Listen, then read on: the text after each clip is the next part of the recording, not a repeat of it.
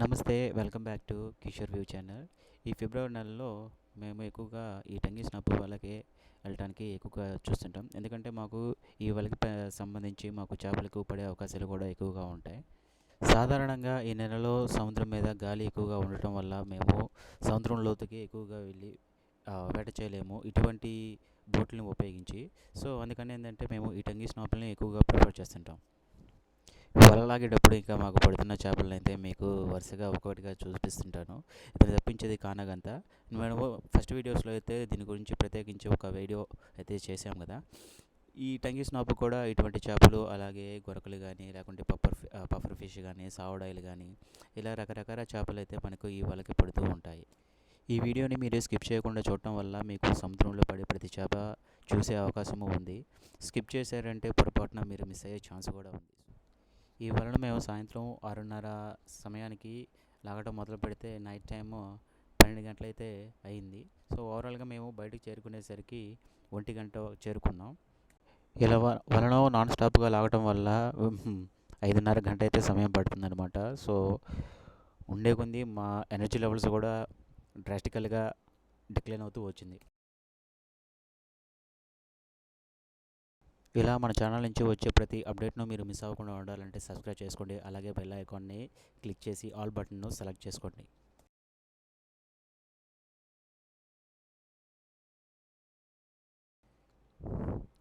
మీరు చూస్తున్న వీడియోస్లో ఈ సర్కిల్లో ఉన్నటువంటి ఫిష్ పేరు పఫర్ ఫిష్ అనమాట. ఇది యాక్చువల్గా మన వలకి పడిందంటే లాస్ అవ్వాల్సింది మనమే, ఎందుకంటే ఇది చేపని అమాంతంగా అట్టాగే తినేస్తుంది.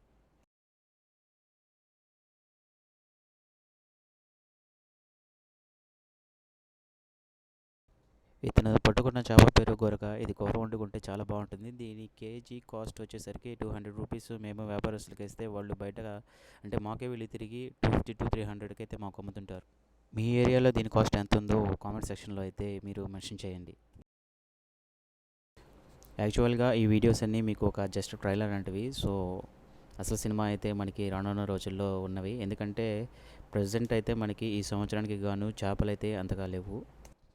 ఈ వేట గురించి తెలియని వాళ్ళు సాధారణంగా సంవత్సరం పొడవునా చేపలు పడుతుంటాయని అనుకుంటారు. కానీ వాస్తవానికి ఏంటంటే మాకు రోజు చేపలు అనేవి పడవు.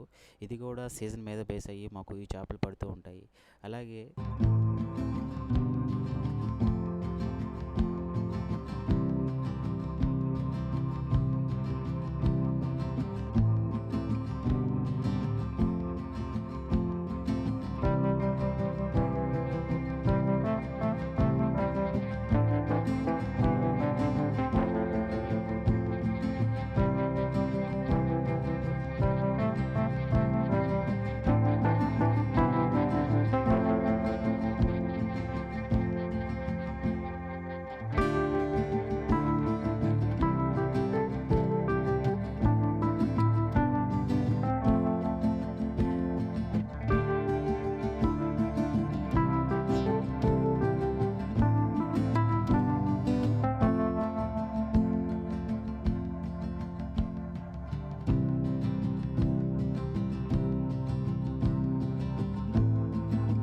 చూస్తున్న ఈ సీన్లో మాకేంటంటే చివరి వల. సో ఈ చివరి వల్ల ఏంటంటే మాకు మరీ చేప ఎక్కువగా తగలటం వల్ల వల నుంచి చేపను కూడా వేరు చేయడం అనేది మాకు ఎక్కువ సమయం పట్టింది. ఈ విధంగా చేప కానీ మొదటి వల నుంచి ఇదే విధంగా పడినట్టయితే మాకు ఎన్నో చేపలు మాకు ఏంటంటే అంత అవకాశం లేదు.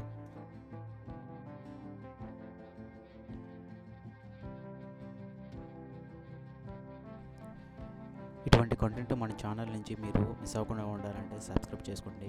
ఇలాగ మీరు సబ్స్క్రైబ్ చేసుకోవడం వల్ల మీరు ఇచ్చేది నాకు ఒక గొప్ప గిఫ్ట్ లాంటిది. సో ఈ విధంగా చేయడం వల్ల నాకు మరిన్ని వీడియోస్ చేయడానికి ఇది ఎంతో నాకు ప్రోత్సాహాన్ని ఇస్తుంది.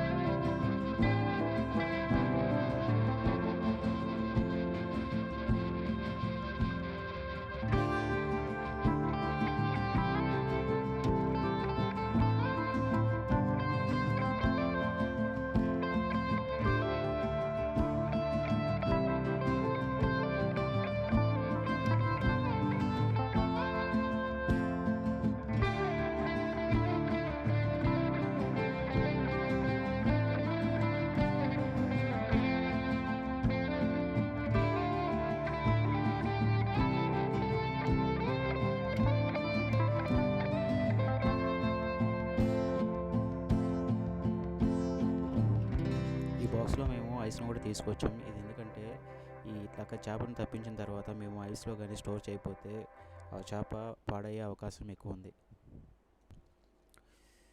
ఇవి టోటల్గా మాకు పడ్డ చేపలన్నీ. ఈ చేపలు మొత్తం మీకు ఓవరాల్గా ఒక లుక్ అయితే చూపిస్తున్నాను. Thanks for watching our content. Please subscribe our channel for more videos.